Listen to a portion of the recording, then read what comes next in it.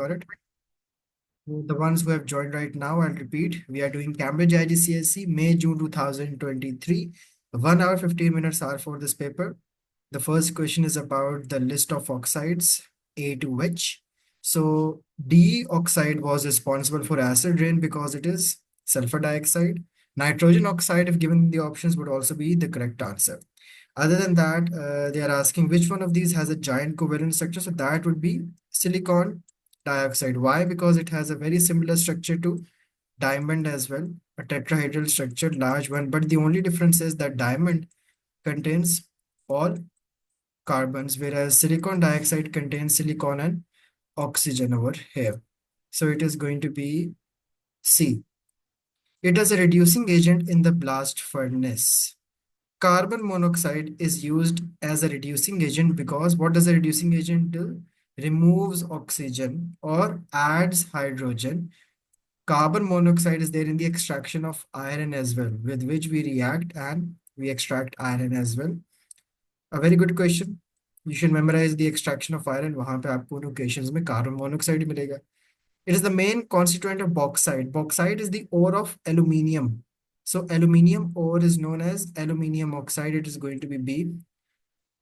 It is the main impurity in an iron ore. Now we can see repeated questions है यहाँ पे बार बार. तो impurity जो होता है, that is going to be again silicon dioxide. क्यों?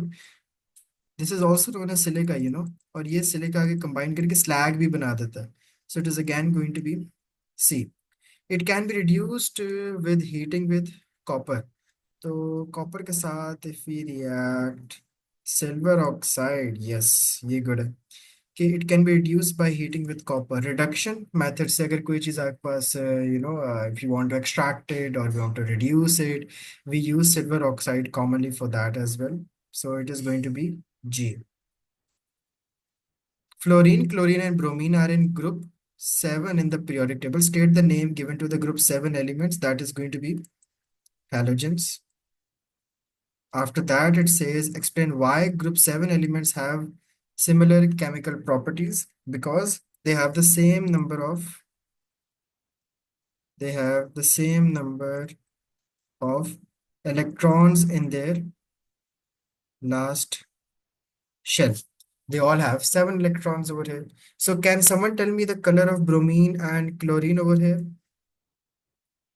So chlorine green yellow, bromine red brown. Exactly. And what about the states at room temperature? So fluorine or chlorine gas. Good job. अच्छा जी.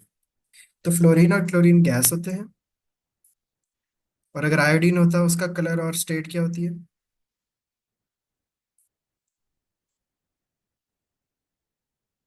What is the color and state of iodine? So blue or liquid. Exactly. Blue. Iodine. Iodine का पूछ रहा है, blue blue नहीं है. Oh, sorry, sir, black. ओ भाई, हाँ black. ठीक है. और स्टेट क्या होती है? Solid.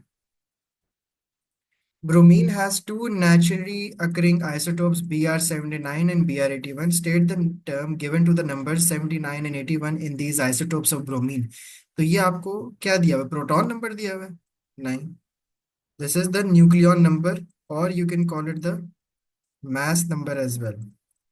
Complete table 2.2 to show the number of protons, neutrons and electrons in the atom and ion of bromine shown. So इन दोनों के पास जो नंबर ऑफ प्रोटॉन्स है वो तो सेम होंगे, 35 होते हैं अगर आप पीरियोडिक टेबल से देखो. इलेक्ट्रॉन्स जो हैं इसके पास 35 होंगे but this one has a -1, मतलब कि it has one more electron. Neutrons दोनों के देख लो, 79 माइनस 35 क्या होता है? 44. एंड 81 माइनस 35 क्या होता है? 46. Table 2.3 shows the relative abundances of the two naturally occurring isotopes of bromine. Calculate the relative atomic mass of bromine to one decimal place. Can someone tell me, Musa, can you tell me the method? How do we calculate relative atomic mass by the given masses and abundances?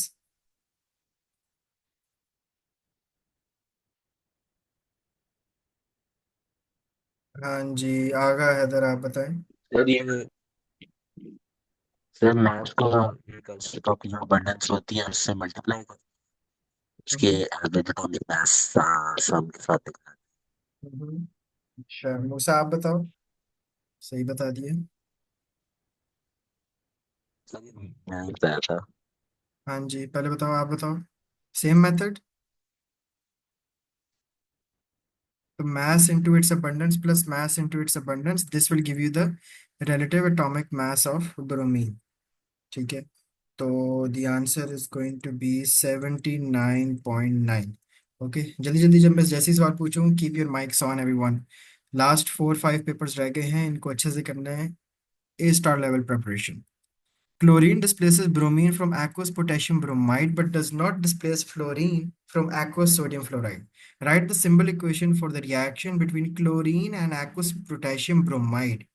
So if we react with chlorine with aqueous potassium bromide, Musa आप बताओ, can chlorine displace bromine?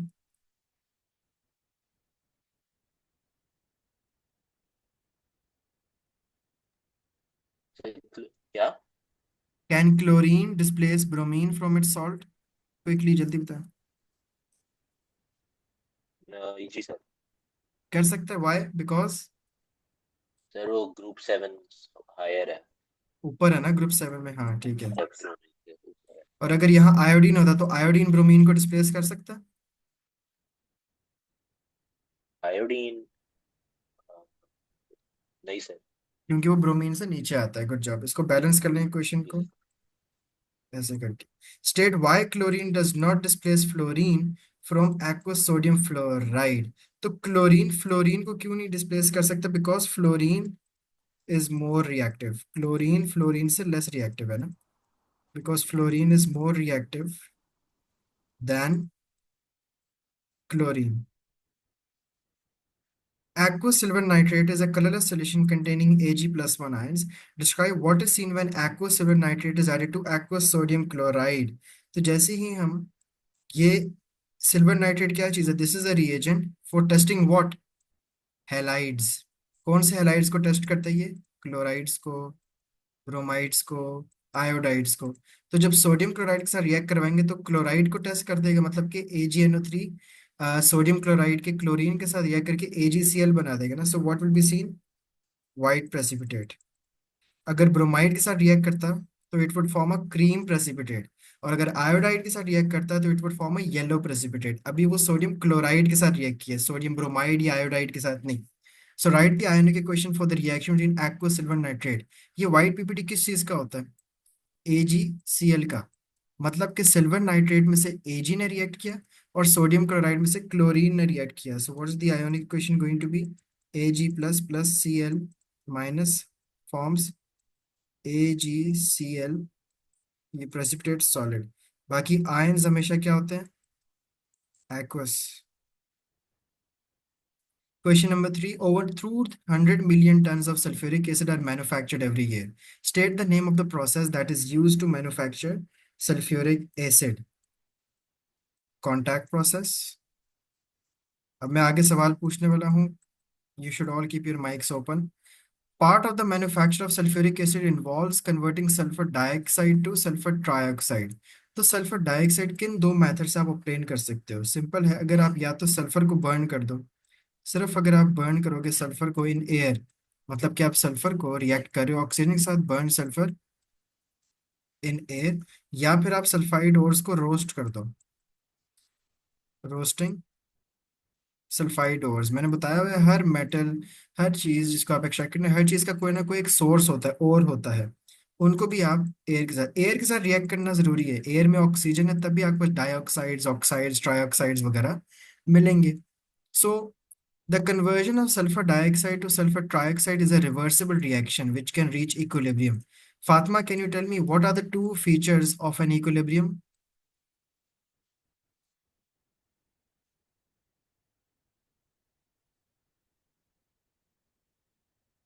Anyone else?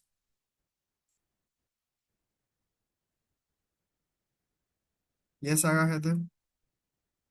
So rate of forward reaction must be equal to the rate of backward reaction and the concentration of the reactants and products must be same. Good job. State the typical conditions and the name the catalyst used in the conversion of sulfur dioxide. तो आपको याद होना चाहिए है 450 degree Celsius temperature, 200 atm pressure, sorry 2 atm only, आगे kilo Pascal's तो दिया हुआ है, किलो पास्कल्स है, अच्छा हाँ फिर 200, और कैटलिस्ट आपको V2O5 is going to be, इसको वेनेडियम पेंटॉक्साइड भी कहते हैं. Complete table 3.1 to show the effect, if any, when the following changes are applied to the conversion of sulfur dioxide to trioxide. Forward reaction क्या है? Exothermic. मतलब कि backward reaction क्या होगा? Endothermic. फॉरवर्ड पता लग गया तो बैकवर्ड ऑब्वियसली एंडोथर्मिक है. सो जब टेम्परेचर डिक्रीज हुआ है, जब आप टेम्परेचर डिक्रीज करोगे तो what would be the effect on the rate of forward reaction. Rate की बात हो रही है. टेम्परेचर जब जब कम करोगे, चाहे बैकवर्ड हो फॉरवर्ड हो, रेट तो कम ही होगा क्योंकि काइनेटिक एनर्जी कम हो रही है, पार्टिकल्स की स्पीड कम हो रही है, कोलिजन्स कम हो रही है. बट अगर वो पूछेगा ना इक्विलिब्रियम पे क्या फर्क पड़ा है, तो टेम्परेचर डिक्रीज करने के लिए, टेम्परेचर आप डिक्रीज करोगे it will favour the exothermic side. Exothermic तो फॉरवर्ड वाली साइड है, मतलब कि it is going to move forward. So what will happen to the concentration of SO3? Increase कर जाएगी क्योंकि इक्विलिब्रियम उसी की तरफ मूव कर गया, राइट. जब आप प्रेशर इंक्रीज करोगे तो किस साइड पे जाएगा? Yes, Dua can you tell me?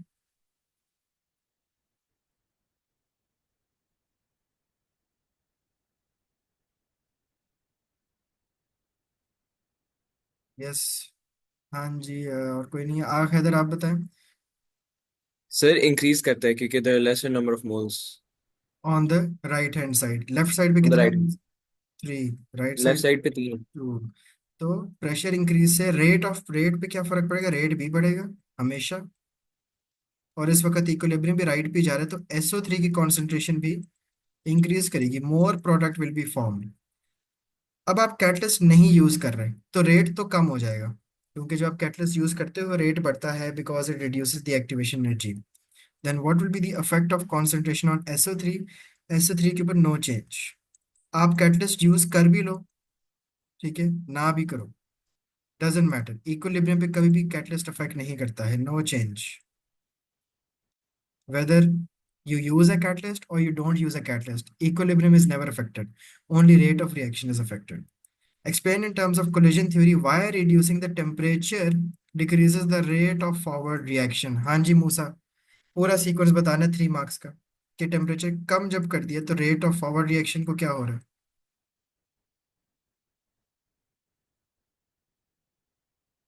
Rate of forward reaction पीछे को जाएगा, क्या हो जाएगा?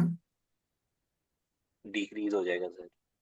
Explain in terms of collision theory why reducing the temperature decreases the rate of forward reaction. Forward reaction का रेट कम ही हो रहा है, क्यों कम हो रहा है, उसके रीजंस बताएं. बिकॉज काइनेटिक एनर्जी डिक्रीज हो रही है. मैंने इक्विलिब्रियम का नहीं पूछा ना, कहाँ ध्यान है, प्लीज बी अटेंटिव, ठीक है. टेम्परेचर अच्छा. Decreases, kinetic energy decreases, speed of the particles decreases which decreases the number of collisions of the reactant particles. वो जब वो डिक्रीज हो जाएंगी that means that number of successful collisions less number of successful collisions resulted in less number of products being formed per unit time. So overall अब and में बताओ कि हाँ, rate of reaction will be decreased. Clear हो गया? Now, sulfuric acid contains sulfate ions. The oxidation number of O atoms is -2. Reduce the oxidation number of S in sulfate ions. अच्छा, वो कह रहा है जो पूरा सल्फेट है उसका चार्ज क्या है? 2-. सल्फेट के अंदर जो ऑक्सीजन है उसका चार्ज क्या है? -2.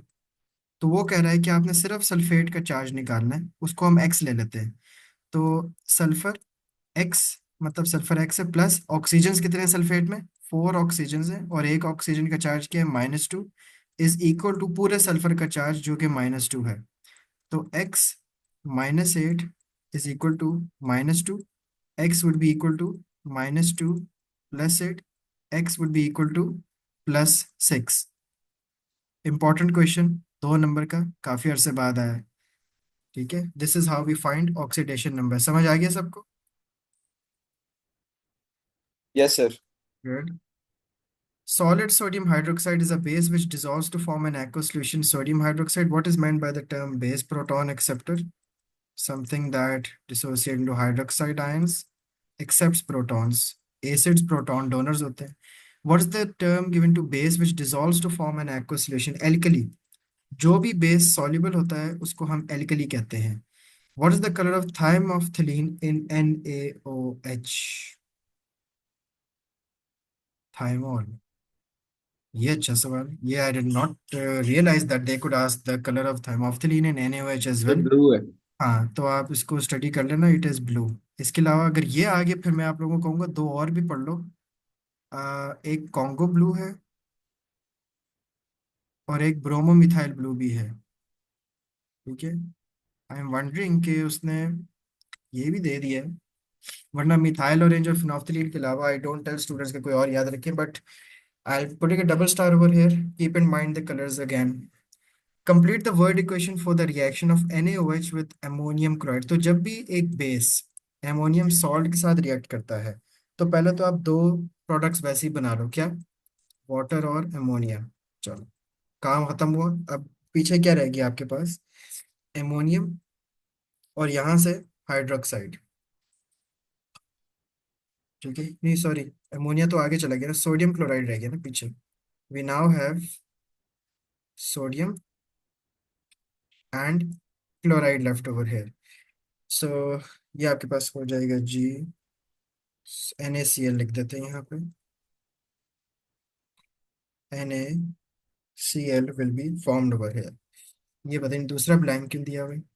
Some metal oxides react with NaOH. State the name given to the metal oxides which react with bases such as NaOH. जो metal oxides bases के साथ भी react कर जाते हैं, ठीक है, we call them what? Amphoteric oxide. Amphoteric oxides. क्योंकि metal oxides खुद क्या होते हैं? Basic oxides. बेसिक ऑक्साइड्स ही बेसिस के साथ किन सूरतों में रिएक्ट कर जाएंगे? अगर उनमें से एक मेटल ऑक्साइड जैसे एल्यूमिनियम है. अब एल्यूमिनियम ऑक्साइड जो है वो एक एम्फोटेरिक ऑक्साइड्स है. और जितने भी नॉन मेटल ऑक्साइड्स होते हैं they are all what? Acidic oxides. Name a metal oxide which reacts with NaOH. So NaOH के साथ कोई भी और मेटल ऑक्साइड बताते हैं इनके तो अलावा. Zinc oxide. Al2O3 होता है. हाँ, बाकी दो कौन से होते हैं? जिंक ऑक्साइड, एक PbO लेड ऑक्साइड. तो जिंक ऑक्साइड बोल देते हैं. टोटल 3 एम्फोटेरिक याद रखने हैं. Ethanoic is a weak acid. Complete the dot and cross diagram. तो एक एक यहाँ पे बना हुआ है. You can see. ठीक है. C2H5 इन्होंने भी एक एक ही शेयर किया हुआ है. इसके पूरे हो गए. यहाँ पे इसने एक डबल बॉन्ड बनाया होता है ऑक्सीजन के साथ. Rest we have a single bond over here. Single bond over here. लेकिन ऑक्सीजन के पास बाकी अपने भी दो इलेक्ट्रॉन पेयर्स यहाँ मौजूद हैं. सो ये कौन सा बनाया हुआ है? It is CH3COOOH. ये उसका आपको डायग्राम यहाँ पे बना के दिया हुआ है. यहाँ भी रह गया बल्कि ऑक्सीजन के टोटल अपने भी तो दो लोन पे रहते हैं पीछे उसके आउटर मोस्ट शेल में. 6 इलेक्ट्रॉन्स होते हैं, दो इधर इन्वॉल्व है यहाँ पे. या state the pH of dilute ethanoic acid. जितने भी ऑर्गेनिक एसिड्स होते हैं, जितने भी ऑर्गेनिक एसिड्स होते हैं they are all weak acids. Remember that. They are all weak acid. Strong acids में क्या आता है? सल्फ्यूरिक एसिड है, हाइड्रोक्लोरिक एसिड है, फॉस्फोरिक एसिड, नाइट्रिक एसिड. उनके पीएच अगर आपसे कोई पूछे तो 1 या 2 होते हैं. यहाँ पे इथेनॉइक एसिड का अगर आप पूछे तो आप 4 या 5 लिख दो क्योंकि ये थोड़ा वीक एसिड होते हैं. Complete the simple equation two show the dissociation of ethanoic acid. तो ये डिसोसिएट किस चीज में हो जाएगा आपके पास? एक CH3COO- इथेनोएट्स. ये इथेनोएट आयन है. ठीक है. प्लस H+ आयंस क्योंकि एसिड है. प्रोटॉन तो डोनर करना है, इसने डोनेट करेगा. तो right an equation for the reaction when an acid neutralises a soluble base. तो आयोनिक इक्वेशन उसकी क्या होती है? आयोनिक इक्वेशन मतलब कि एसिड में H+ आयंस जो होते हैं they react with the base के OH- ions to form water. और वाटर का pH 7 होता है. That is why it's known as a neutralisation reaction. In a titration, now listen very carefully, this is a moles question. ठीक है. Step by step करेंगे। In a titration 25 centimeter cube of 0.0800 mole per dm cube aqueous potassium hydroxide जो है it is neutralized by 20 centimeter cube of dilute sulfuric acid। तो KOH का आपको volume दिया हुआ है और कॉन्सेंट्रेशन भी दी हुई है। सल्फ्यूरिक एसिड का आपको सिर्फ वॉल्यूम दिया हुआ है, तो पहले तो हमेशा ना इस तरह करके डाटा लिख लिया करो, मुझे हेल्प हो जाती है। लेकिन सल्फ्यूरिक एसिड की कॉन्सेंट्रेशन नहीं गिवन, अगर मैं बोलूँ C2 नहीं गिवन हमें, ठीक है। वॉल्यूम 1 दिया हुआ है, सी कॉन्सेंट्रेशन 1 है, वॉल्यूम 2 है, कॉन्सेंट्रेशन नहीं है, और हमने वही निकालना है। Calculate the concentration of sulphuric acid in gram per dm cube. Gram per dm cube में कैसे कैलकुलेट करते हैं? जो भी आपके पास कॉन्सेंट्रेशन आपके मोल पर डीएम क्यूब में आएगी, उसको आप मल्टीप्लाई कर देना MR से, तो आपके पास जो कॉन्सेंट्रेशन है वो किस में आ जाएगी? ग्राम पर डीएम क्यूब में। तो पहले कह रहे हैं find the number of moles of KOH। तो आप लिखो step by step, number of moles of KOH would be equal to concentration into volume. Concentration KOH की दी हुई है 0.08 मल्टीप्लाई बाय उसका वॉल्यूम, लेकिन आपको CM क्यूब में दिया हुआ है। अगर कॉन्सेंट्रेशन DM क्यूब में है तो वॉल्यूम भी DM क्यूब में करो, तो 25 डिवाइड बाय 1000 क्या होता है? 0.025। This will give you an answer for the moles of KOH which is going to be 2 into 10 to power minus 3। 2 into 10 to power minus 3 मतलब कि 0.0002। Determine the moles of H2SO4। अच्छा, अब पहले तो हम रेशो देखेंगे। KOH के हमारे पास मोल्स आ गए हैं, H2SO4 की मोल्स कैसे निकालें? Can someone tell me what is the ratio between KOH and H2SO4? 2:1। 2:1 है, क्योंकि KOH जब दो थे, ऊपर बैलेंस्ड इक्वेशन देखें, जब KOH दो थे तो उस वक्त H2SO4 जो है वो 1 था। और KOH के मोल्स क्या हैं? 2 इंटू 10⁻³ H2SO4 के हमने निकालने हैं, तो क्रॉस मल्टीप्लाई कर लें। दैट मीन्स 2 इंटू 10⁻³ कि H2SO4 के हाफ मोल्स होंगे मतलब, तो वो आपको रिएक्शन आंसर दे देगा 1 into 10⁻³ moles. Now we can calculate the concentration. Concentration is equal to moles over volume. H2SO4 के मोल्स हमारे पास क्या आ गए हैं? 1 इंटू 10⁻³ डिवाइड कर दे उसको वॉल्यूम से, हमें दिया हुआ 20 cm³ है। DM में करें डिवाइड बाय 1000 तो 0.002। एक दो तीन, नहीं 0.02, 1 2 3, हाँ। तो आपके पास आंसर आ जाएगा 5 into 10⁻²। This is the concentration of H2SO4। वो कह रहे हैं calculate the concentration of H2SO4 in gram per dm cube. तो हमारी जो कॉन्सेंट्रेशन आई है वो किस में आई है? मोल पर डीएम क्यूब को हमने उसको कन्वर्ट करना है किस में? ग्राम पर डीएम क्यूब में। तो जो भी आपकी कॉन्सेंट्रेशन मोल पर डीएम क्यूब में आई है उसको आप मल्टीप्लाई कर दो with the MR of H2SO4। तो H2SO4 का MR आपके पास क्या आ जाएगा? 2 H है, 1+1 प्लस 1 सल्फर 32 प्लस 4 ऑक्सीजन है 4 × 16 98 के साथ आप मल्टीप्लाई कर दो, तो you will get your answer in gram per dm cube. Is this question clear to all?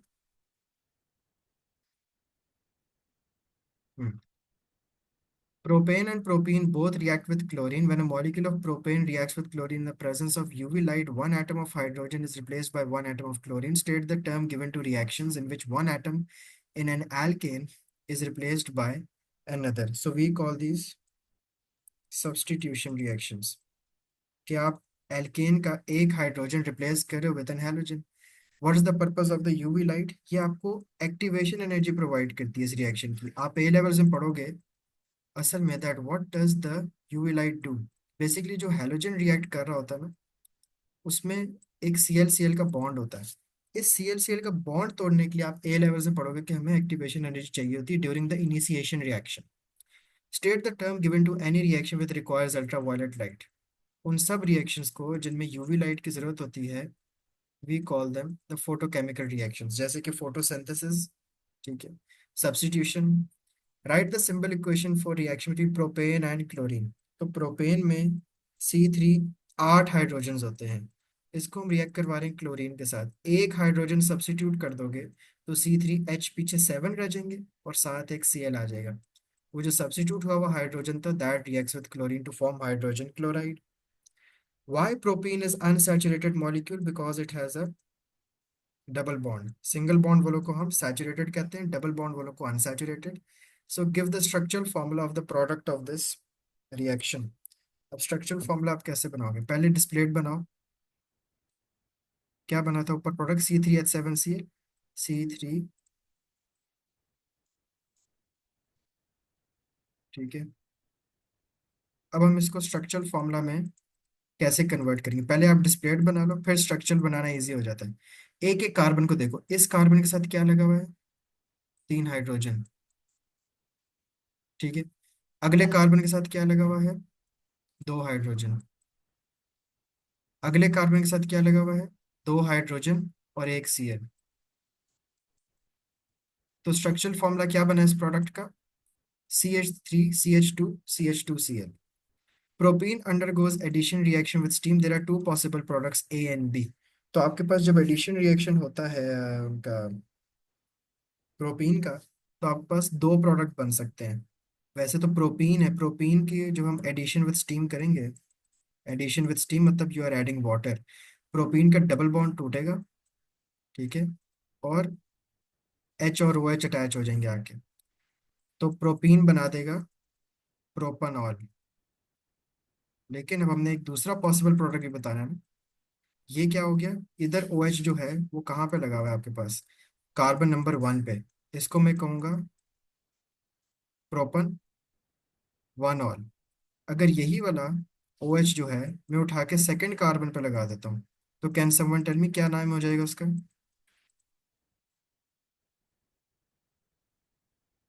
प्रोपन 2 all will be the new name for the product.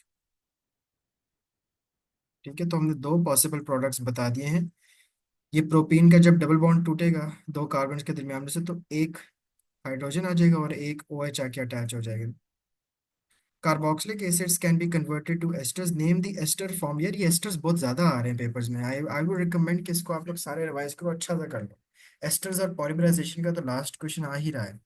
Name the ester formed when butanoic acid reacts with ethanol. तो ethanol से निकालो ethyl, butanoic acid से निकालो ब्यूटानोएट. तो ester का जो नाम हो जाएगा वो हो जाएगा इथाइल क्योंकि इथेनॉल था, और ब्यूटानोएट क्योंकि ब्यूटानोइक एसिड था. ये इतनी दफा मैंने आपको ट्रिक बता दी, अब नहीं भूलेगी. Identify the other product form in this reaction. आप H और OH एलिमिनेट करते हो तो water is formed. OH is remove from the carboxylic acid, H is remove from the alcohol. कितना रह गया? Reduce the empirical formula of the ester form. तो ethanol में कितने कार्बन हैं? तो ब्यूटेनॉइक एसिड में कितने कार्बन हैं? 4. पहले मोलेक्युलर फॉर्मूला निकालना एस्टर का. तो कितने हो गए? C6. H कितने हैं टोटल? 3, 2, 5, 6, 7. ये वाला तो निकल जाएगा. 8, 9, 10, 11, 12. C6H12. और एक और रह जाएगा ना पीछे. नहीं, दो और रह जाएंगे ना, O2. ठीक है एस्टर में. अब इसको सिंप्लीफाई करो तो क्या बनता है? 3, यानी 2 3s are 6, 2 3s are 6, 2 6 are 12, 2 1s are 2.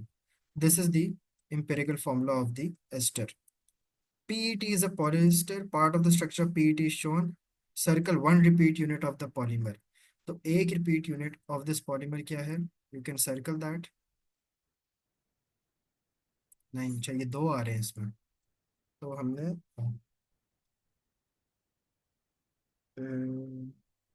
Diol, हमने एक ही पीट यूनिट को सर्कल करना है. तो this is going to be your one repeat unit, जिसके अंदर दोनों आपके पास इक्वली आ रहे हैं, एक ये वाला भी और एक ये वाला भी. Draw the structures of the monomers. तो पीईटी पॉलिएस्टर किस चीज से बनता है? दो चीजों से. जब एक डायोल और एक डाई कार्बोक्सिलिक एसिड रिएक्ट करते हैं ना, तो आप पहले एक डायोल बना दो. हम्म. और फिर आप ये जो शेडेड वाला है, ठीक है, शेडेड वाला क्या है? Di carboxylic acid.